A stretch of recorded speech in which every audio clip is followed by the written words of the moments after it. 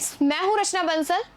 मैं आप लोगों को ऑर्गेनिक केमिस्ट्री पढ़ा रही थी, जिसके अंदर हमारा चैप्टर चल रहा था aldehyde, ketone and carboxylic acid. आज हम पढ़ने जा रहे हैं कार्बोक्सिलिक एसिड। याद है ना ये कार्बोक्सिलिक एसिड, जिसको हमने IUPAC नेमिंग के अंदर सबसे पहले चाय पिलाई थी। ठीक है, तो देखते हैं आज इसके बारे में कि क्या क्या है। तो देखिए, कार्बोक्सिलिक एसिड बहुत ही इंपॉर्टेंट टॉपिक है, तो आप लोग पेन और कॉपी लेकर बैठिए और बहुत ही ध्यान से पढ़िए। ठीक है, यहाँ से क्वेश्चन आता ही आता है आप लोगों के एग्जाम्स के अंदर। तो carboxylic acid, carbon compounds containing a carboxylic functional group. इसके अंदर कौन सा फंक्शनल ग्रुप होता है? कार्बोक्सिलिक फंक्शनल ग्रुप प्रेजेंट होगा, आर कॉल्ड कार्बोक्सिलिक एसिड। ठीक है, द कार्बोक्सिलिक ग्रुप कंसिस्ट।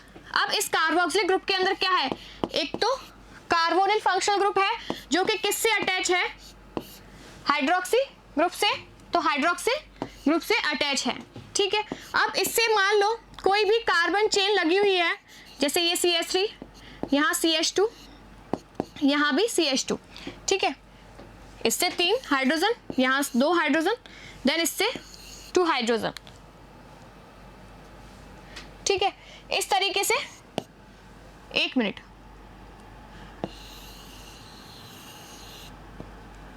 ऐसा देख लेते हैं।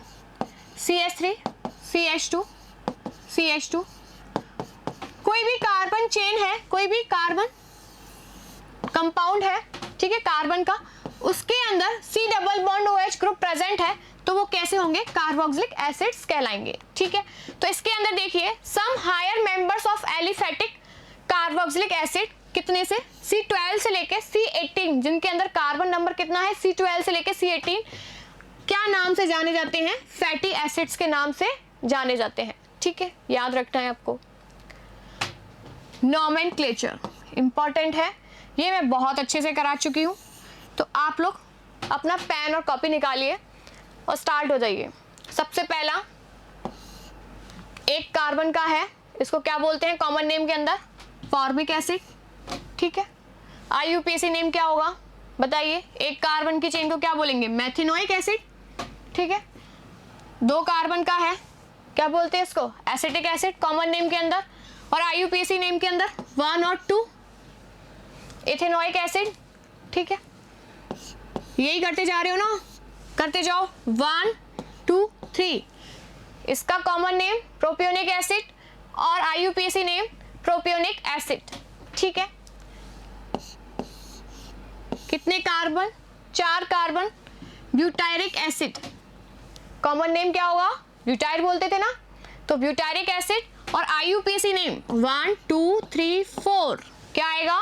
Butanoic acid.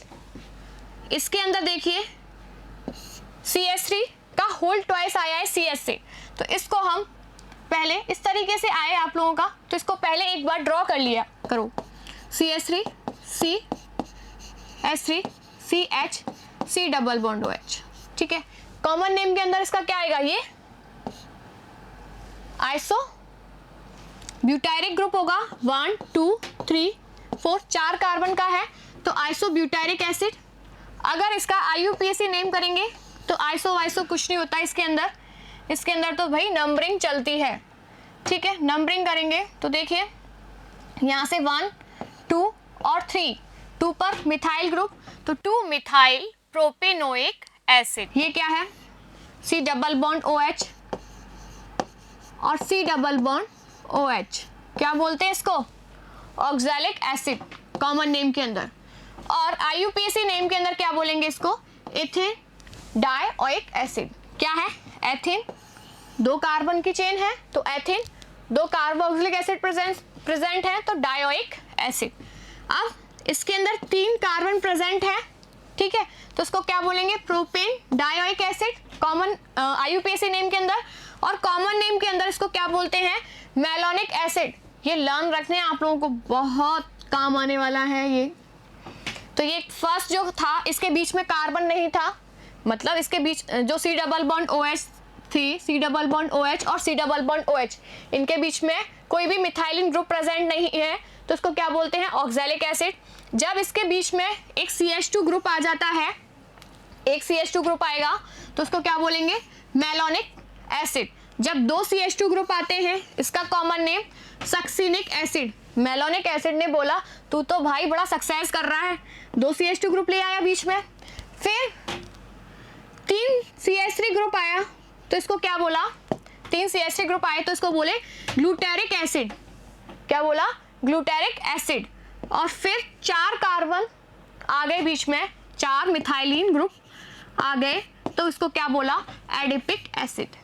समझ में आया कि एक कोई भी नहीं है ऑक्सैलिक एसिड, कोई है एक मिथाइलिन ग्रुप प्रेजेंट है मेलोनिक एसिड, 2 तो सक्सेस की सक्सिनिक एसिड, देन और सक्सेस की तो ग्लूटेरिक एसिड, फिर और तो एडिपिक एसिड। ठीक है, इनके अगर IUPAC नेम की बात करें तो आप लोग इजीली बना सकते हैं इनके IUPAC नेम। देखिए इसके अंदर 3 कार्बन की चेन है तो प्रोपेन डायोइक एसिड, 4 कार्बन की चेन होगी तो ब्यूटेन डायोइक एसिड, और 5 कार्बन की चेन होगी तो पेंटेन डायोइक एसिड। और यहाँ पर कितनी हुई, एडिपिक एसिड के अंदर 1 2 3 4 5 6 कार्बन की चेन तो हेक्सेन डायोइक एसिड। अब इसके अंदर देखिए 3 कार्बोक्सिलिक एसिड प्रेजेंट है। देखिए इसके स्ट्रक्चर्स बना लेते हैं अपन, इसको थोड़ा सा ऊपर कर देते हैं। अब देखिए इसको रब कर देते हैं। देखिए यहाँ पर CH2, इससे C डबल बॉन्ड OH, ठीक है, यहाँ पर CH, ठीक है, ये C H से C डबल बॉन्ड OH इस तरीके से जुड़ा हुआ है। ठीक है, अब इससे यहाँ पर CH2 और ये C डबल बॉन्ड OH इस तरीके से ये है। ठीक है, ये वाला CH इसको हम थोड़ा अच्छा नहीं लग रहा है, यहाँ पर इस तरीके से लिख सकते हैं CH। ठीक है, वैलेंसी कंप्लीट है, देख लीजिए। अब 3 कार्बोक्सिलिक एसिड प्रेजेंट है, इसके लिए मैंने नोमेनक्लेचर बताया था इनको रिंग के अंदर, चेन के अंदर अपन लेते नहीं है तो 1 2 3 तो क्या बोलेंगे, ट्राई कार्बोक्सिलिक एसिड बोलते हैं, प्रोपेन ट्राई कार्बोक्सिलिक एसिड बोलते हैं। और कॉमन नेम के अंदर इसको क्या बोलेंगे, ट्राई कार्ब एलाइलिक एसिड। ठीक है, तो आया आप लोगों को समझ में इसका IUPAC नोमेनक्लेचर, नीचे लेकर आए इसको, समझ में आ गया तो ठीक है, इजी है। बस ये याद रखने हैं, oxalic acid, malonic acid, succinic acid, glutaric acid और एडिपिक एसिड। ठीक है, अगर आपको इस तरीके से ये सोच रहे हो कि किस तरीके से याद करें तो देखिए फर्स्ट नेम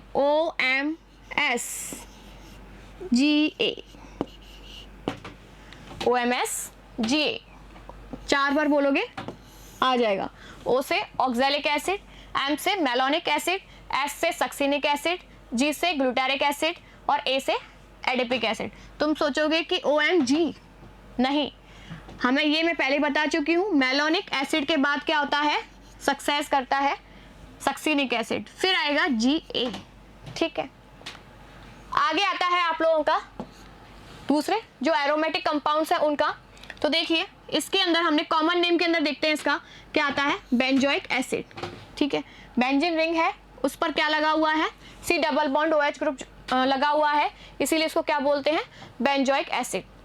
IUPAC नेम के अंदर भी अपन बेंजोइक एसिड बोल सकते हैं, कोई प्रॉब्लम नहीं है। लेकिन IUPAC साहब तो आए, उन्होंने क्या बोला, इसको हम ये भी बोल सकते हैं बेंजीन कार्बोक्सिलिक एसिड। ये पूरी बेंजीन है, इसको अपन ने इसके अंदर कंसीडर नहीं किया है तो इसीलिए इसको क्या बोला, कार्बोक्सिलिक एसिड। इसके अंदर देखिए 1 और 2, IUPAC नेमिंग बता रही हूँ इसकी, 2 पोजीशन पर क्या जुड़ा हुआ है, फिनाइल रिंग, तो 2 फिनाइल, और ये कितने कार्बन की चेन है, 2 कार्बन की, तो इसको क्या बोलेंगे, एथेन ओइक एसिड, या फिर इसका कॉमन नेम क्या होगा, फिनाइल एसिटिक एसिड। ये एसिटिक एसिड है और इसमें फिनाइल रिंग जुड़ी हुई है। ठीक है, कॉमन नेम वाला ज़्यादा इजी बता रहा है ना। अब इसको देखते हैं, इसकी C डबल बॉन्ड OH है और इसकी ऑर्थो पोजीशन पर भी C double bond OH group है, तो इसको बोलते हैं थैलिक एसिड। ठीक है, जैसे ना इसने थैला लटका रखा है तो इसको बोलेंगे थैलिक एसिड। और बेंजीन 1 2 डाई कार्बोक्सिलिक एसिड, 1 और 2 पोजीशन बता दी। कार्बोक्सिलिक एसिड है, कितने हैं, 2 हैं, तो डाई कार्बोक्सिलिक एसिड, और बेंजीन तो है ही अपनी सदाबहार, तो IUPAC भी ठीक ठाक दे रहा है, याद कर सकते हैं। Structure of carboxylic group, structure of carboxylic group के नाम पर क्या है, इसके अंदर एक कार्बोनिल ग्रुप है जो कि हाइड्रोक्सिल ग्रुप से जुड़ा हुआ है। The carboxylic group is less electrophilic than carbonyl group. अब ये बोल रहा है कि ये जो कार्बोनिल ग्रुप है वो लेस इलेक्ट्रोफिलिक है, किसके कंपैरिजन में, इसके अंदर जो प्रेजेंट है वो लेस इलेक्ट्रोफिलिक है, किसके कंपैरिजन में, जो कि अपन पढ़ चुके थे एल्डिहाइड और कीटोन। ठीक है, ये बोल रहा है। ये कैसे बोलता है, इसकी बात को इसने कैसे राइट प्रूफ किया वो देख लेते हैं। रेजोनेटिंग स्ट्रक्चर से, इनको कुछ नहीं आता है, सिर्फ रेजोनेटिंग स्ट्रक्चर आती है केमिस्ट्री वालों को। बनाई, देखिए जो C डबल बॉन्ड O है, C double bond O bond के electron more electron negative atom लेकर जाएगा। जहां भी इक्वलिटी नहीं है वहां पर क्या होगा, अनइक्वल डिस्ट्रीब्यूशन होगा। तो देखिए यहाँ पर बॉन्ड के इलेक्ट्रॉन लेकर गया, यहाँ आया पॉजिटिव चार्ज, इस पर पॉजिटिव चार्ज आया। अब ये जो पॉजिटिव चार्ज आ रहा है, ठीक है, या तो ये बाहर से नेगेटिव चार्ज ले, जब इसको घर से ही मिल रहा है नेगेटिव चार्ज, इसके पास वाला जो ऑक्सीजन है हाइड्रोक्सिल वाला, वो क्या कर रहा है, ऑक्सीजन पर जो लोन पेयर ऑफ इलेक्ट्रॉन्स है वो दे रहा है, इसको हैंड टू हैंड दे रहा है इसको, तो इसको जरूरत पड़ेगी बाहर वालों की नहीं, तो इसीलिए ये न्यूक्लियोफाइल को आवाज नहीं देगा, उतनी तीव्रता से आवाज नहीं देगा जितनी तीव्रता से ये कार्बोनिल ग्रुप दे रहे थे, जो कि अपने एल्डिहाइड और कीटोन के अंदर कार्बोनिल ग्रुप दे रहे थे, उतनी तरीके से उतनी तीव्रता के साथ नहीं देगा। तो देखिए ये न्यूक्लियोफाइल को इजीली नहीं बुलाएगा, तो ये यही तो बोल रहा है इलेक्ट्रोफिलिक, लेस इलेक्ट्रोफिलिक होता है। तो ये कैसा है, इलेक्ट्रॉन को आकर्षित करने वाला, इलेक्ट्रॉन को आकर्षित करने वाला कौन होगा, इलेक्ट्रोफिलिक। तो इसकी इलेक्ट्रोफिलिसिटी क्या हो जाएगी, कम हो जाएगी, किसकी वजह से, जो हाइड्रोक्सी ग्रुप है उस पर जो ऑक्सीजन प्रेजेंट है, ऑक्सीजन पर लोन पेयर ऑफ इलेक्ट्रॉन है, वो क्या दे रहे हैं, इसको तुरंत के तुरंत इलेक्ट्रॉन्स दे रहे हैं। तो देखिए यहाँ पर पॉजिटिव चार्ज आ गया इस तरीके से, ठीक है। तो carbonyl carbon because of the possible resonance structure, ठीक है, ये अपन पढ़ चुके हैं। Method of preparation of carboxylic acid, इसकी मेथड्स भी देख लेते हैं किस तरीके से बनाया जाता है। तो फर्स्ट मेथड है from primary alcohol and aldehyde, aldehyde alcohol, alcohol कौन से थे भूल गए क्या, बनाइए एल्कोहल की, किसी भी एक एल्कोहल को बनाइए, बनाइए, मुझे मत देखिए, CH3 CH2 OH, यही बनाया क्या सबने, कौन सा है, एथेनॉल, ठीक है। अगर इसका हम ऑक्सीडेशन कराते हैं तब क्या बनता है, aldehyde, aldehyde group present, aldehyde बन जाते हैं। फिर इसका फर्दर ऑक्सीडेशन कराते हैं तब क्या बन जाता है, अपना एसिड फॉर्म हो जाते हैं।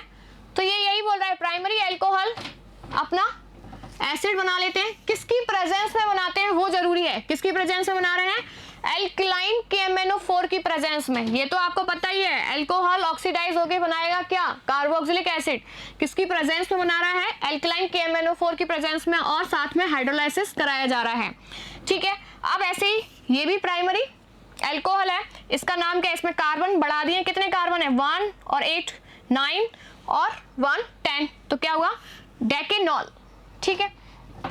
इसका किसकी प्रेजेंस में, जॉन्स रिएजेंट की प्रेजेंस में क्या करा रहे हैं, ऑक्सीडेशन, ठीक है। तो क्या बन रहा है, डेकेनोइक एसिड फॉर्म हो रहा है। तो अपना जो OH ग्रुप है वो डायरेक्ट ऑक्सीडाइज हो रहा है, किसके अंदर, C double bond OH group के अंदर चेंज हो रहा है फ्रॉम एल्किल बेंजीन्स। अब देखिए इसके अंदर जो एल्किल बेंजीन है, ये वाला जो मिथाइल ग्रुप है ये क्या है, टॉलुइन है ना, और ये जो मिथाइल ग्रुप है वो किससे जुड़ा हुआ है, sp2 हाइब्रिडाइज्ड कार्बन से जुड़ा हुआ है, इसीलिए ये कैसा हुआ, ज्यादा रिएक्टिव हुआ।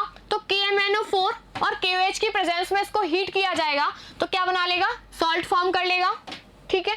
देन इसका हाइड्रोलाइसिस कराएंगे तब क्या बना लेगा, बेंजोइक एसिड फॉर्म कर लेगा। अब देखिए इसके अंदर ये नहीं है कि आप यहां से ऑक्सीडाइज करा दीजिए, यहां से ऑक्सीडाइज नहीं होगा। देखिए ये वाला जो कार्बन है वो कौन सा है, sp2, और इसके साइड वाला जो कार्बन है वो ऑक्सीडाइज होगा। तो देखिए यहाँ पर ये ऑक्सीडाइज हुआ, ठीक है, सॉल्ट फॉर्म किया, हाइड्रोलाइसिस कराया, बेंजोइक एसिड फॉर्म हो गया।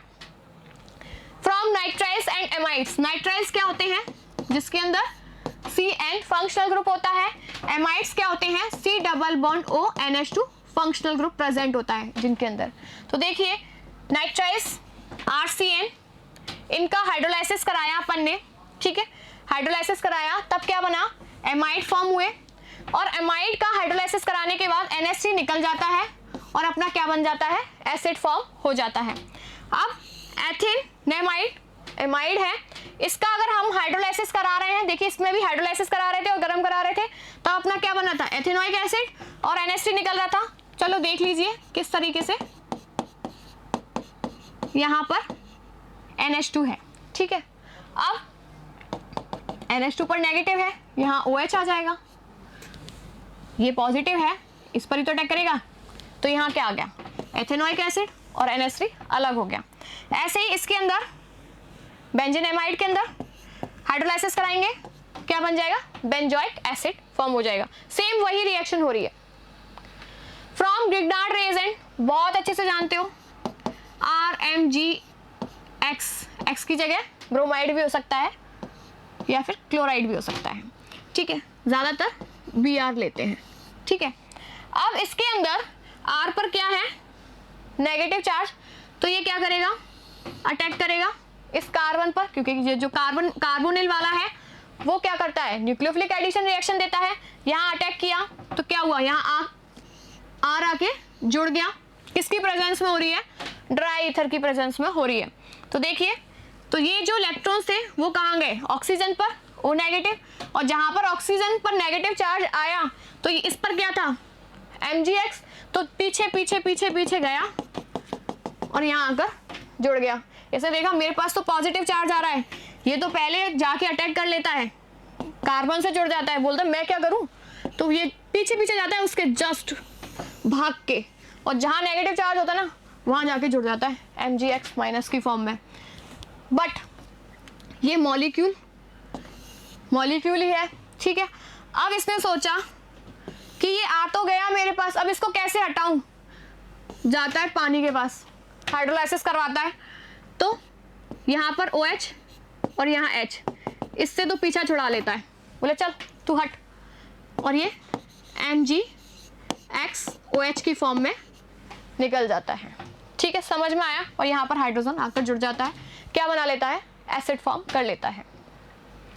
From acyl halide RC double bond O Cl, ठीक है, जिसके अंदर कौन सा फंक्शनल ग्रुप प्रेजेंट है, C double bond O Cl, ठीक है। इसका हाइड्रोलाइसिस कराएंगे तो क्या होगा, बन जाएगा RC डबल बॉन्ड OH, क्या हुआ, यहाँ से बॉन्ड ब्रेक हुआ, Cl माइनस निकला और इस पर क्या आ गया, OH, तो RC डबल बॉन्ड OH, ठीक है। अब OH माइनस के साथ भी रिएक्ट करा दे तब भी हमारा क्या बनेगा, देन आफ्टर उसका हाइड्रोलाइसिस कराएंगे तब भी अपना एसिड फॉर्म हो रहा है। अब इसके अंदर एक इंपॉर्टेंट रिएक्शन आती है, वो देख लेते हैं। इसका नाम है आर्डेंट एस्टर्न रिएक्शन, इस साइंटिस्ट ने खोजा, इसीलिए इसका इतना टफ नाम आ गया। अब इसके अंदर देखिए कि इसकी रिएक्शन किसके साथ कराई जा रही है, असाइल क्लोराइड की रिएक्शन डायज़ोमीथेन के साथ कराई जा रही है।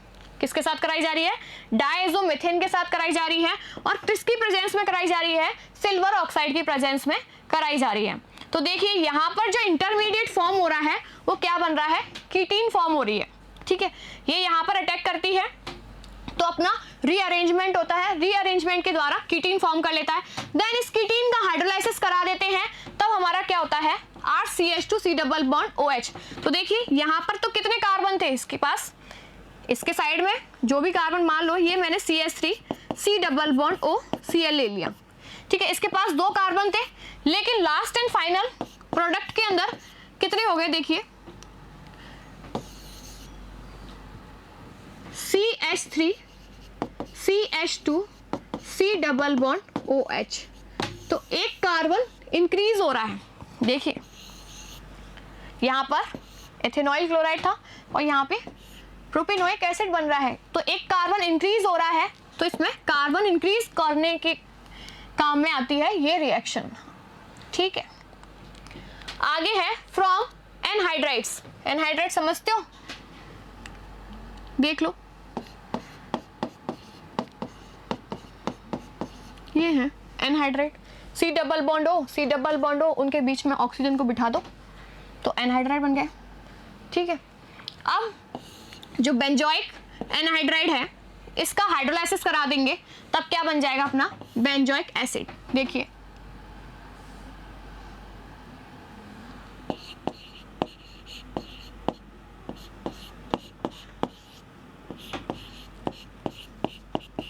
ये बना अपना बेंजोइक एनहाइड्राइड।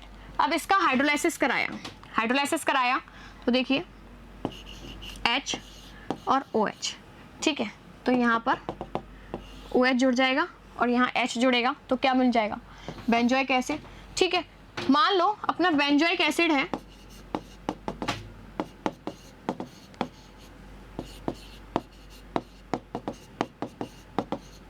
इसका डिहाइड्रेशन कराएंगे तब क्या बन जाएगा हमारा बेंजोइक एनहाइड्राइड। ठीक है, इसका क्या कराया अपन ने हाइड्रोलाइसिस कराया। ठीक है, H2O पॉजिटिव हाइड्रोलाइसिस। ठीक है, अब बेंजोइक इथेनोइक एनहाइड्राइड। ठीक है, तो हमें दो कंपाउंड फॉर्म करने हैं, तो बेंजोइक एसिड और एथेनोइक एसिड फॉर्म हो जाएगा फ्रॉम एस्टर्स। एस्टर्स के द्वारा, ये अपना क्या है एस्टर्स है, जहां पर C डबल बॉन्ड O, अगर हाइड्रोजन आ जाता है तब तो क्या बन जाता है अपने एसिड्स, और अगर उसके अलावा C2H5 या फिर कोई भी एल्किल ग्रुप प्रेजेंट हो जाता है तो अपने क्या बन जाते हैं, क्या बनते हैं एस्टर्स। इनका हाइड्रोलाइसिस कराएंगे तो क्या होगा एस्टर्स के हाइड्रोलाइसिस के द्वारा क्या बनते हैं अल्कोहल और एसिड। ठीक है, क्या बनेगा बेंजोइक एसिड। ऐसे ही इथाइल ब्यूटेनॉइड, ये सब पढ़ चुके हो आप लोग, अपन ने इसकी केमिकल रिएक्शन के बारे में पढ़ा था ना, तब पढ़ी थी ये वाली रिएक्शन। तो देखिए इसके अंदर हमने क्या बनाया ब्यूटेनोइक एसिड और एथेनॉल। अब इसके अंदर देखिए ये क्या है ब्यूटेनॉल, CHO ग्रुप है। अब ब्यूटेनॉल है, ये अमोनिकल सिल्वर नाइट्रेट सॉल्यूशन के साथ रिएक्शन करता है, टॉलाइंस रिएजेंट के साथ रिएक्शन करता है, तो खुद का क्या करता है ऑक्सीडेशन।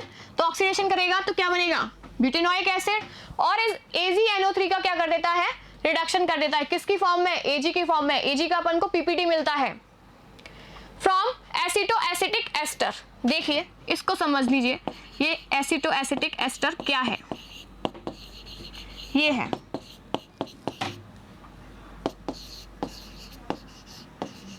देखिए यहां तक तो ये क्या है एस्टर। ठीक है, और CH2 C double bond O group लगा हुआ है। अब इसका क्या करा दें हम KOH की प्रेजेंस में गर्म करा देते हैं, मतलब बेस के साथ रिएक्शन करा रहे हैं। तो बेस के साथ रिएक्शन करा के देखिए, एक तो यहाँ पर C2H5OH बन जाएगा, अल्कोहल फॉर्म हो गया। ठीक है, और एक यहाँ पर क्या बना, देखो यहाँ OK और CH3, तो क्या बना अपना CH3 C double bond O OK। ये क्या है अपना सॉल्ट, और सॉल्ट का अपन इजीली हाइड्रोलाइसिस करा के क्या बना सकते हैं एसिड फॉर्म कर सकते हैं। तो देखिए अल्कोहल फॉर्म हुआ और एसिड फॉर्म हो गए। फिजिकल प्रॉपर्टीज, फिजिकल प्रॉपर्टीज के बारे में देखते हैं। Physical state, aliphatic carboxylic acid up to 9 carbon, मतलब C9 तक। तो ये कैसे होते हैं कलरलेस लिक्विड होते हैं, जिनका कोई कलर नहीं होता है, और किस फॉर्म में मिलते हैं लिक्विड फॉर्म के अंदर मिलते हैं। ठीक है, बॉइलिंग पॉइंट की बात करते हैं तो इनके जो बॉइलिंग पॉइंट होते हैं कार्बोक्सिलिक एसिड के, वो एल्डिहाइड और कीटोन से कैसे होते हैं ज्यादा होते हैं। क्यों होते हैं, क्योंकि इनके बीच में हाइड्रोजन बॉन्डिंग मिलती है। ठीक है, solubility, aliphatic carboxylic acid having up to 4 carbon atom, क्या up to 4 carbon atom are miscible in water, water के अंदर ये मिक्स हो जाता है easily due to the formation of hydrogen bonds in the water, water के अंदर ये हाइड्रोजन बॉन्डिंग शो करते हैं। तो benzoic acid the simplest aromatic carboxylic acid, ये क्या है अपना बेंजोइक एसिड। इसने बोला है कि ये जो R ग्रुप है ना, इस पर 4 कार्बन है, तब तक तो ये मिसेबल हो जाते हैं इजीली, लेकिन इसके पास तो कितने हैं, ज्यादा है, साथ में एरोमेटिक है, तो is nearly insoluble in cold water. तो ये क्या होगा, कोल्ड वाटर के अंदर कैसा होता है, इनसॉल्युबल होता है। Carboxylic acids are also soluble in less polar organic solvent. जो ऑर्गेनिक सॉल्वेंट्स होते हैं ना, उनके अंदर ये कैसा होता है, सॉल्युबल होता है। ऑर्गेनिक सॉल्वेंट में देखिए बेंजीन, ईथर, अल्कोहल और क्लोरोफॉर्म, ठीक है, ये आते हैं, इनके अंदर ये सॉल्युबल होता है और ये वाटर के अंदर सॉल्युबल होता है। कैसे, देखिए ये वाटर के अंदर हाइड्रोजन बॉन्डिंग कर रहा है, जैसे ये अपना यहाँ ये है अपना वाटर का मॉलिक्यूल, ठीक है, ये एक C double bond OH group है और ये दूसरा C double bond OH group है और ये तीसरा C double bond RC double bond OH group है, मतलब एसिड प्रेजेंट है। अब देखिए इसका ये ऑक्सीजन इस हाइड्रोजन के साथ हाइड्रोजन बॉन्डिंग शो कर रहा है और इसके जो इसने बोला कि तुम मेरे लोन पेयर लोगे और हाइड्रोजन बॉन्डिंग शो करोगे तो लो मेरे दोनों हाइड्रोजन को संभालो। तो ये इसके ऑक्सीजन के साथ हाइड्रोजन बॉन्डिंग शो कर रहा है और इसके हाइड्रोजन इसके ऑक्सीजन के साथ हाइड्रोजन बॉन्डिंग शो कर रहा है। तो मतलब इस तरीके से ये घुल रहा है। जितनी ज़्यादा हाइड्रोजन बॉन्डिंग होगी, जितना ज़्यादा इंटरेक्शन होगा, उतनी ही ज़्यादा सॉल्युबिलिटी होगी। तो कार्बोक्सिलिक एसिड इजीली सॉल्युबल हो जाते हैं वाटर के अंदर, ठीक है। अगर ये R ग्रुप ज़्यादा हो गया, मतलब बहुत बड़े बड़े R ग्रुप आ गए, तब क्या होगा, तो इसका ऑर्गेनिक वाला पार्ट इंक्रीज हो गया, तब वाटर में ये इजीली डिसॉल्व नहीं होगा। इन वेपर स्टेट, ये तो अपन ने किसके अंदर देखा, वाटर के अंदर, जहां पर पानी ही पानी था। लेकिन जब पानी नहीं था, वाटर नहीं था, तब इन्होंने क्या किया, इन्होंने आपस में एक दूसरे को देखा।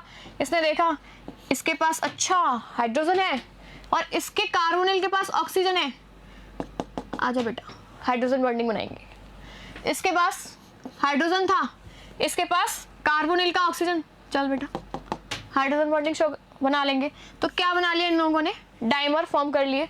तो देखिए इंटरमॉलिक्यूलर हाइड्रोजन बॉन्डिंग हो रही है, आपस में जुड़ते जा रहे हैं मॉलिक्यूल। तो इनका क्या होगा, बॉइलिंग पॉइंट हाई होगा। उसके अंदर मिल रही थी हाइड्रोजन बॉन्डिंग, नहीं ना। इसके अंदर अगर R ग्रुप है, एक मिनट, तो हाइड्रोजन बॉन्डिंग नहीं मिल रही थी, ठीक है। नेक्स्ट है केमिकल प्रॉपर्टीज। केमिकल प्रॉपर्टीज की बात करते हैं। Reaction involving cleavage of OH bond. देखिए केमिकल प्रॉपर्टीज में हम समझ लेते हैं पहले कि किस तरीके से होती हैं। एक मिनट, इसको थोड़ा ऊपर करते हैं। RC डबल बॉन्ड OH बड़ा अच्छा सा फंक्शनल ग्रुप है, तभी तो इसको चाय पिलाते हैं, इसकी एक अलग ही विशेषता होती है, ठीक है। अब देखिए इसके अंदर हमने O और H ग्रुप है, तो ये वाला बॉन्ड ब्रेक हो, तब रिएक्शन कौन से होंगे, एसिडिक, या फिर अपना ये वाला बॉन्ड ब्रेक हो, ये भी तो हो सकता है, या फिर इस कार्बोनिल की रिएक्शन होंगी, या फिर इस R ग्रुप की रिएक्शन होगी, साइड वाला जो अल्फा कार्बन प्रेजेंट है उसकी वजह से जो रिएक्शन होंगी वो। तो 4 टाइप की रिएक्शंस शो करता है। तो फर्स्ट देखते हैं अपन, reaction involving cleavage of OH bond. तो क्या है, ये एसिड है, इसके आगे क्या लगाया अपन ने, कार्बोक्सिलिक एसिड। तो क्या करेगा, सबके साथ रिएक्शन करेगा, सोडियम के साथ भी करेगा, सोडियम हाइड्रोक्साइड के साथ भी करेगा, और सोडियम बाइकार्बोनेट। सोडियम बाइकार्बोनेट के साथ कौन रिएक्शन नहीं कर रहा था, फिनॉल, ठीक है। तो ये क्या हुआ, एसिड है, सोडियम के साथ रिएक्शन करेगा, सॉल्ट फॉर्म कर लेगा, सोडियम कार्बोक्सिलेट फॉर्म कर लेगा और हाइड्रोजन गैस निकाल देगा। बेस के साथ रिएक्शन करेगा, सोडियम हाइड्रोक्साइड क्या है, बेस है, इसके साथ रिएक्शन करेगा, तब क्या बना देगा, सॉल्ट फॉर्म करेगा और वाटर निकाल देगा। सोडियम बाइकार्बोनेट के साथ रिएक्शन करेगा, तब क्या करेगा, CO2 गैस निकालता है। ये अपन लैब में टेस्ट करते हैं इसका, कि कार्बोक्सिलिक एसिड की रिएक्शन किसके साथ कराई जाती है, सोडियम बाइकार्बोनेट के साथ। तो अपनी बुदबुदाहट के साथ कौन सी गैस निकलती है, CO2 गैस, ठीक है। अब देखिए ये वाटर आया, ठीक है, वाटर के अंदर भी क्या होता है, वैसे तो एल्कोहल के अंदर क्या हो रहा था कि एल्कोहल से ज्यादा एसिडिक कौन था, जैसे ये अपने एल्कोहल से, इनसे ज्यादा एसिडिक कौन था, H2O। लेकिन यहां पर बात करते हैं एसिडिटी की, तो भाई एसिड तो यही होगा, कौन, कार्बोक्सिलिक एसिड, तो H+ तो यही देगा। तो ये H+ देकर इसको H3O पॉजिटिव के रूप में बना देगा इसको, इसने अपना H+ दिया, इसने H+ देगा इसको, तो ये क्या करेगा इस मॉलिक्यूल को, भैया पॉजिटिव चार्ज तू ही संभाल, तो H3O पॉजिटिव फॉर्म हो गया। अब इसके पास क्या आ गया, यहाँ पर नेगेटिव चार्ज आया ना, नेगेटिव चार्ज, तो देखिए नेगेटिव चार्ज आया, नेगेटिव चार्ज ने क्या किया, अंदर यहाँ पर इलेक्ट्रॉन्स दिए, ठीक है, और इस बॉन्ड के इलेक्ट्रॉन्स कहाँ गए, जैसे ही यहाँ पर इलेक्ट्रॉन्स आए तो ये कार्बन बोलता है यार मैं नहीं संभाल पाऊंगा इलेक्ट्रॉन्स को, वो आगे शिफ्ट कर देता है, तो ऑक्सीजन पर नेगेटिव। तो देखिए इस कंडीशन में ऑक्सीजन पर भी नेगेटिव आ रहा है और यहाँ पर ऑक्सीजन पर नेगेटिव आ रहा है, मतलब सेम इक्विवेलेंट स्ट्रक्चर्स मिल रही हैं, रेजोनेंस मिल रहा है, इक्विवेलेंट स्ट्रक्चर्स मिल रही हैं। तो इक्विवेलेंट रेजोनेटिंग स्ट्रक्चर्स कैसी होती हैं, ज्यादा स्टेबल होती हैं, वो कंपाउंड ज्यादा स्टेबल हो जाता है, ठीक है। तो इस तरीके से इसकी रेजोनेंस हाइब्रिड को शो किया गया है। Carboxylic acids are acidic organic compounds, अपन तब से बोल रहे हैं। The conjugate base of carboxylic acid a carboxylate ion, ये क्या है, कॉन्जुगेटेड बेस है। Stabilised by two equivalent resonance structure, ये टू इक्विवेलेंट रेजोनेंस स्ट्रक्चर है, in which the negative charge is at the more electronegative oxygen atom, more electronegative oxygen atom पर present है, इसीलिए ये ज्यादा स्टेबल है। फिनॉल से भी ज्यादा एसिडिक है, ठीक है। जो फिनॉक्साइड आयन है ना, उसके अंदर क्या हो रहा था, रेजोनेंस स्ट्रक्चर मिल रही थी, लेकिन उसके अंदर रेजोनेंस स्ट्रक्चर मिल रही थी, इक्विवेलेंट स्ट्रक्चर्स नहीं मिल रही थी, इसके अंदर इक्विवेलेंट स्ट्रक्चर्स मिल रही हैं, इसीलिए ये ज्यादा स्टेबल है। Effect of substituent on the acidity of carboxylic acid, अब देखिए यहां पर H+ तो ले गया, अब इस पर मान लो कोई भी चेन जुड़ी हुई है, अब उससे अगर कोई विथड्रॉइंग ग्रुप जुड़े हुए हैं, यहां पर मैं विथड्रॉइंग ग्रुप लिख देती हूं, इस तरीके से कोई विथड्रॉइंग ग्रुप जुड़े हुए हैं, ठीक है। तो ये क्या करेंगे, इलेक्ट्रॉन्स को अपनी तरफ खींचेंगे, इलेक्ट्रॉन्स को अपनी तरफ खींचेंगे तो क्या करेंगे, पॉजिटिव, इस नेगेटिव चार्ज को क्या कर देंगे, कम कर देंगे, और जैसे ही नेगेटिव चार्ज कम होगा तो इसकी स्टेबिलिटी क्या हो जाएगी, बढ़ जाएगी, चार्ज किसी पर नहीं होना चाहिए, ठीक है। तो इसकी स्टेबिलिटी, इलेक्ट्रॉन विथड्रॉइंग ग्रुप अगर जुड़ा हुआ होता है तो कार्बोक्सिलेट आयन की स्ट्रेंथ कैसी हो जाएगी, इंक्रीज हो जाती है, और जैसे ही इसकी स्टेबिलिटी बढ़ती है, इस आयन की स्टेबिलिटी जैसे ही बढ़ेगी तो ये क्या करेगा, H+ तू जा, और H+ तू जा मतलब मैं तो एसिडिक कैरेक्टर ज्यादा शो करूंगा, मतलब H+ का निकलना क्या कहलाता है, एसिडिक कैरेक्टर। लेकिन अगर इलेक्ट्रॉन डोनेटिंग ग्रुप जुड़े हुए हैं, इलेक्ट्रॉन डोनेटिंग ग्रुप मतलब इसको बढ़ावा दिया जा रहा है, ये बढ़ाता जा रहा है इसके चार्ज को, इसके चार्ज को बढ़ाता जाएगा तो क्या होगा, इसके चार्ज को इस तरीके से बढ़ा दिया तो क्या करेगा, बढ़ जाएगा चार्ज, तो क्या होगा, इसकी स्टेबिलिटी रहेगी नहीं, ये तो बढ़ता जाएगा और ये कैसा हो जाएगा, अनस्टेबल। तो electron donating group destabilise the carboxylate ion, जो कि कार्बोक्सिलेट आयन को क्या कर देंगे, डिस्टेबलाइज करेंगे। तो जब ये स्टेबलाइज नहीं होगा तो क्या करेगा, H+ मेरे पास आ तू, मैं कम से कम थोड़ा तेरे से स्टेबल तो हूं, तो ये H+ को इजीली नहीं देगा, और जो H+ इजीली नहीं देगा तो वो कैसे होंगे, वीक एसिड होंगे।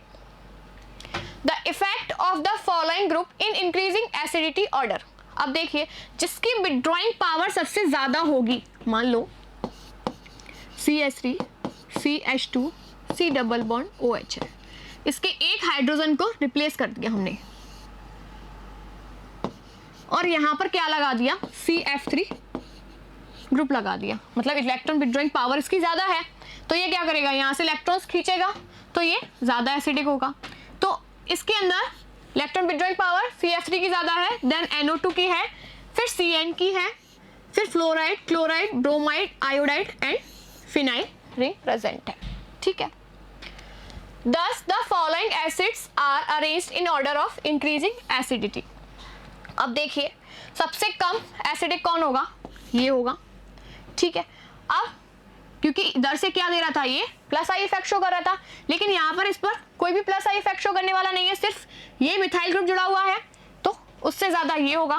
फिर इस पर ये रेजोनेंस के द्वारा स्टेबलाइज हो रहा था, तो ये उसके बाद ये, उसके बाद फिर इस पर विड्रॉइंग ग्रुप जुड़ा हुआ है लेकिन दूर है, पर एज कंपेयर टू दिस ये ज़्यादा एसिडिक, ठीक है। इस पर कोई विड्रॉइंग ग्रुप नहीं है तो इसको देने वाला भी कोई नहीं है, फॉर्मिक एसिड, ठीक है। फिर ब्रोमाइड वाला, देन इसके जस्ट बाद क्लोरो, फ्लोरो, फ्लोरीन की ज़्यादा थी, फिर cyanide group, then nitro group, और फिर दो Cl2 ग्रुप, यहाँ पर 3 Cl3 ग्रुप और Cl3 क्या, CF3 ग्रुप। तो सबसे ज़्यादा एसिडिक कौन सा हुआ, CF3, C double bond OH। कुछ भी नहीं है, आप लोगों को लर्न नहीं करना है, सिर्फ आप लोगों को ये ऑर्डर लर्न करना है कि किसका विड्रॉइंग पावर ज़्यादा है और कौन दे रहा है इलेक्ट्रॉन्स, ठीक है। अब इसके अंदर देखिए यहाँ पर जो C double bond OH group है वो किससे जुड़ा हुआ है, विनाइल ग्रुप से। तो ये वाला जो कार्बन है वो कैसा है, sp2 हाइब्रिडाइज्ड है, ठीक है। तो sp2 हाइब्रिडाइज्ड है, ठीक है, तो इसकी इलेक्ट्रोनेगेटिविटी ज़्यादा होगी। एक तो हमारा CH3 CH2 C double bond OH है, ठीक है। ये वाला कार्बन कैसा है, sp3 हाइब्रिडाइज्ड, ठीक है। इसके अंदर S कैरेक्टर ज़्यादा है, इसके अंदर S कैरेक्टर ज़्यादा होंगे तो इसकी इलेक्ट्रोनेगेटिविटी ज़्यादा होगी, इसकी इलेक्ट्रोनेगेटिविटी ज़्यादा होगी तो बॉन्ड के इलेक्ट्रॉन्स को खींचेगा अपनी तरफ, और अपनी तरफ खींचेगा तो क्या करेगा, इसको स्टेबलाइज करेगा। ये क्या करेगा, जल्दी से H+ को हटाएगा और स्टेबल हो जाएगा। तो अब ये क्या करेगा, हटाने के बाद जो रेजोनेटिंग स्ट्रक्चर्स बनती हैं वो स्टेबल होती हैं, तो इसीलिए ये एसिडिक कैरेक्टर शो करता है। अब इसके अंदर देखिए अपन ने, देखिए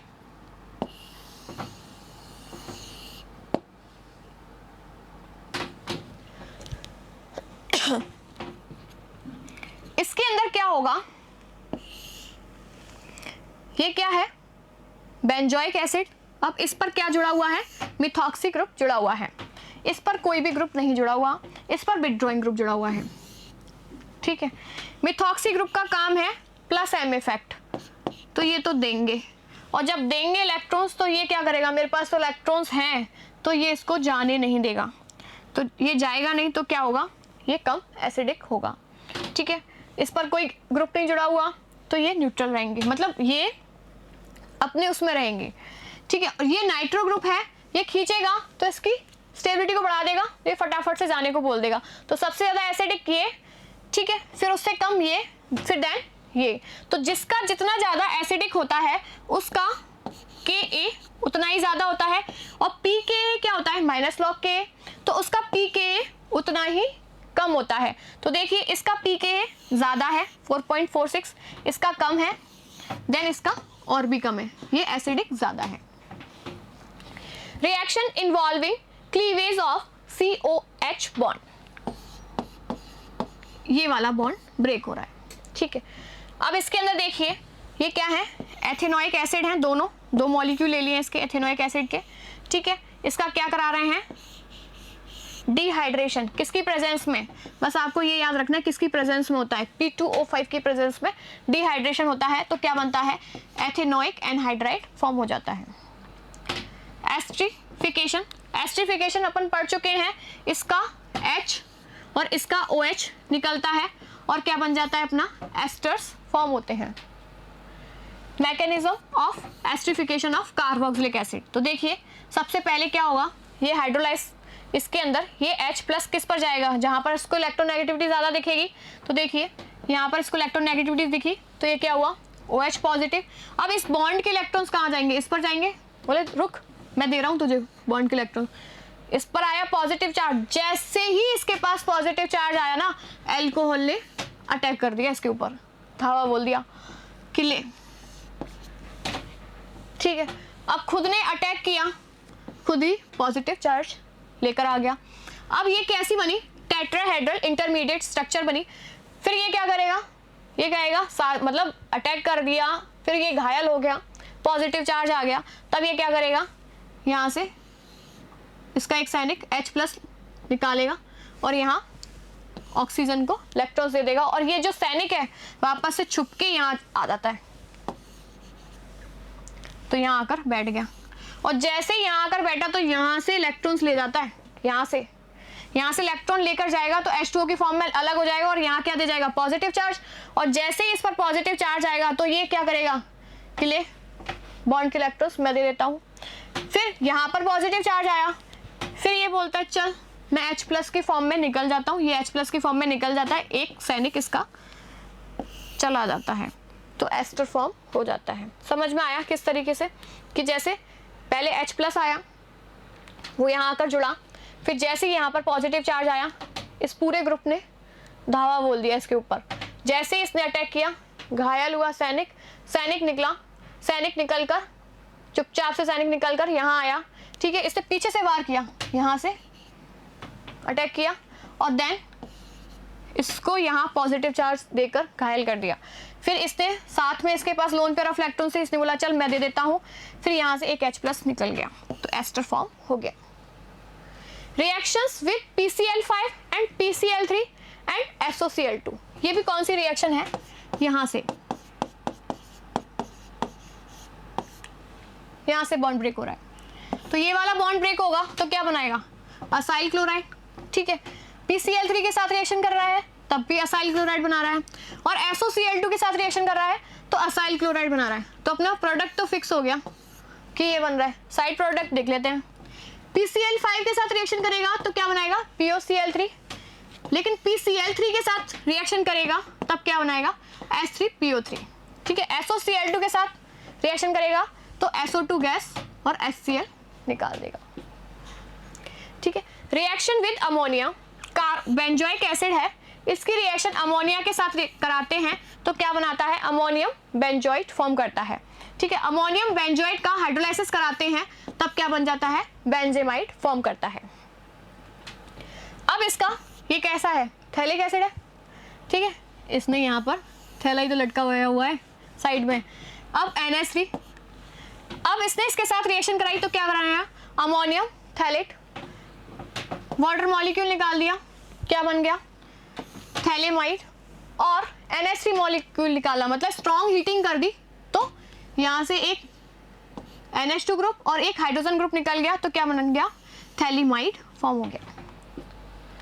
रिएक्शन इन्वॉल्विंग C++ ग्रुप, मतलब पूरा का पूरा C++ ग्रुप पार्टिसिपेट कर रहा है। तो सबसे पहले रिडक्शन देखते हैं, रिडक्शन किसकी प्रेजेंस में कराया जा रहा है, लिथियम एल्युमिनियम हाइड्राइड की प्रेजेंस में कराया जा रहा है या फिर B2H6 की प्रेजेंस में कराया जा रहा है। इसका रिडक्शन कराएंगे तो पहले क्या बनेगा, इसका रिडक्शन कराएंगे तो अपने एल्डिहाइड फॉर्म होते हैं, फिर उसके बाद क्या बनता है, अल्कोहल। तो भाई लिथियम एल्युमिनियम हाइड्राइड कुछ नहीं सोचता है, कोई एल्डिहाइड वेल्डिहाइड नहीं बनाता, सीधा जाके क्या बना देता है, अल्कोहल फॉर्म कर देता है। अब डिकार्बोक्सिलेशन, इसकी रिएक्शन के अंदर हम देखते हैं कि इसका सोडियम सॉल्ट यूज में लिया है, एक मिनट, इसका सोडियम सॉल्ट यूज में लिया है तो इसका डिकार्बोक्सिलेशन कराएगा किसकी प्रेजेंस में, NaOH और CaO की प्रेजेंस में, ठीक है, क्या बनाएगा, CO2 निकल जाएगी Na2CO3 की फॉर्म में और एल्केन फॉर्म कर लेता है। इंपॉर्टेंट रिएक्शन है, डिकार्बोक्सिलेशन में पढ़ चुके हो आप लोग ये वाली रिएक्शन, एल्केन का मैंने प्रिपरेशन बताया था ना, उसके अंदर ये कहाँ बन रहा था ना। Substitution reaction in the hydrocarbon part, अब किस पार्ट पर हो रही है, ये जो हाइड्रोकार्बन पार्ट है ना इस पर। अब इसके अंदर जो सबसे इंपॉर्टेंट रिएक्शन, यहाँ से क्वेश्चन आता है भाई, ध्यान से पढ़ लो, हेलोजनेशन, हेल-होलार्ड-जेनेस की रिएक्शन किसकी प्रेजेंस में होती है, रेड फॉस्फोरस और हेलोजन्स की प्रेजेंस में। देन इसका क्या करा देते हैं, हाइड्रोलाइसिस कराते हैं तो क्या होता है, देखो इस वाले ग्रुप पर तो कुछ भी नहीं होता है, ये तो सेफली रहता है, लेकिन जो पास वाला कार्बन होता है वो कौन सा होता है, अल्फा। अरे एसिड के पास वाला कार्बन क्या होगा, अल्फा कार्बन, ठीक है।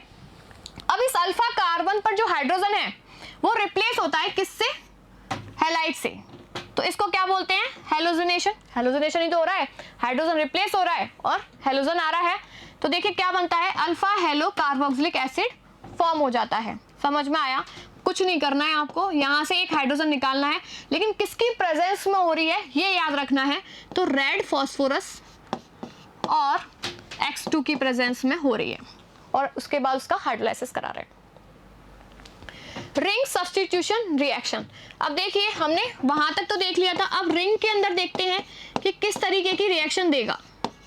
ये कार्बोक्सिलिक एसिड, ये बेंजोइक एसिड है, ठीक है। बेंजोइक एसिड के अंदर जो C double bond OH group है वो कैसा है? इलेक्ट्रॉन विड्रॉइंग ग्रुप जुड़ा हुआ है। देखिए C डबल बॉन्ड OH है, इस तरीके से है। इस बेंजीन रिंग का जो कार्बन है उससे जो अटैच कार्बन है उससे डबल बॉन्ड से अटैच है और साथ में इलेक्ट्रॉन नेगेटिव एटम से जुड़ा हुआ है। बेंजीन के इलेक्ट्रॉन्स को अपनी तरफ खींचेगा, तो अपनी तरफ इलेक्ट्रॉन को खींचेगा तो इलेक्ट्रोफिलिक सब्स्टिट्यूशन रिएक्शन देगा? नहीं देगा, कम देगा। कहाँ देगा? मेटा पोजीशन पर। तो रिंग सब्स्टिट्यूशन रिएक्शन अगर हमारी कराते हैं कंसंट्रेट HNO3 और H2SO4 की प्रेजेंस में, तो क्या बनेगा? Meta nitro benzoic acid. Ortho position पर नहीं बन रहा है, देखो ऑर्थो पर तो खुद ही कमी है, यहाँ पर तो पॉजिटिव चार्ज आ गया। तो यहाँ जो इलेक्ट्रोफाइल है E पॉजिटिव, वो क्या करने आएगा? जब उसको दिखेगा ही नहीं नेगेटिव चार्ज तो कहाँ जाएगा? मेटा पोजीशन पर। तो देखिए यहाँ पर ब्रोमीन और FeBr3 के साथ रिएक्शन करता है, तब भी क्या बनाता है? Meta bromo benzoic acid. तो देखिए इसके अंदर they do not undergo Friedel-Crafts reaction. Friedel-Crafts reaction कैसी है? इलेक्ट्रोफिलिक सब्स्टिट्यूशन रिएक्शन का एग्जांपल है। स्पेशल पॉइंट देख लेते हैं इसके, ये क्या है अब बता दो, स्टार्टिंग में पढ़ाए, भूले तो नहीं हो? बेंजोइक, ये क्या है? Formic acid. अरे तुम लोगों ने मुझे और बुलवा दिया। ये है formic acid, shows reducing properties. ये क्या करता है? रिड्यूसिंग प्रॉपर्टी शो करता है। क्यों? क्योंकि इसके एक साइड में देखो ये दिख रहा है CHO, और ये क्या करता है? रिड्यूसिंग प्रॉपर्टी शो करता है। ये तो हम पढ़ ही चुके हैं। दूसरे को रिड्यूस करता है because it has aldehyde functional group, 100% pure acetic acid. Acetic acid CH3 C double bond OH, 100% pure acetic acid called glacial acetic acid. Glacial acetic acid बोलते हैं because at 16 degree centigrade temperature पर it's look like ice. 16 degree centigrade पर ये कैसा लगता है? Ice के जैसा लगता है। नेक्स्ट है आप लोगों का formic acid can not purified by distillation method. Formic acid को डिस्टिलेशन मेथड के द्वारा प्यूरिफाइड नहीं किया जा सकता। क्यों? Because it's boiling point is very close to the boiling point of water. Water के बॉइलिंग पॉइंट के बराबर होता है, ठीक है, बहुत ज्यादा पास में होता है। तो देखिए अपन ने क्या पढ़ा था डिस्टिलेशन मेथड के अंदर कि जिनके अंदर बॉइलिंग पॉइंट का डिफरेंस ज्यादा होता है हम उनको ही प्यूरिफाई किया जा सकता है डिस्टिलेशन मेथड के द्वारा। अब इनके बॉइलिंग पॉइंट का डिफरेंस बहुत कम है तो इसको डिस्टिलेशन मेथड के द्वारा अपन अलग नहीं कर सकते। तो इसके लिए क्या करेंगे? It is purified by lead carbonate and H2S, ठीक है। तो देखिए अपन ने लिया इम्प्योर फॉर्मिक एसिड, इसकी लेड कार्बोनेट के साथ रिएक्शन कराई, ये कंपाउंड फॉर्म हुआ, देन H2S के साथ रिएक्शन कराई तो प्योर हमें क्या मिल गया? फॉर्मिक एसिड, और लेड सल्फाइड का PPT फॉर्म हो गया ब्लैक कलर का। अब इसके अंदर देखिए फोर्थ पॉइंट आता है क्विक विनेगर प्रोसेस। इस क्विक विनेगर प्रोसेस क्या होती है? इस तरीके से क्वेश्चंस आ जाता है, जैसे इथेनॉल है, इसकी रिएक्शन, इसका फर्मेंटेशन कराते हैं। देखिए इथेनॉल है, इसका फर्मेंटेशन कराते हैं तो क्या बनेगा? हमारा एसिटिक एसिड बनता है जो कि कितना होता है? 8 to 10% इसके अंदर विनेगर होता है। इसको बोलते हैं क्विक विनेगर प्रोसेस, ठीक है। तो देखिए आज की क्लास के अंदर हमने पढ़ा कार्बोक्सिलिक एसिड, जिसके बारे में हम कंप्लीट पढ़ चुके हैं, ठीक है। नेक्स्ट क्लास के अंदर हम पढ़ेंगे प्रीवियस ईयर क्वेश्चंस, ठीक है। आज की क्लास हम यहीं तक रखते हैं। Thank you.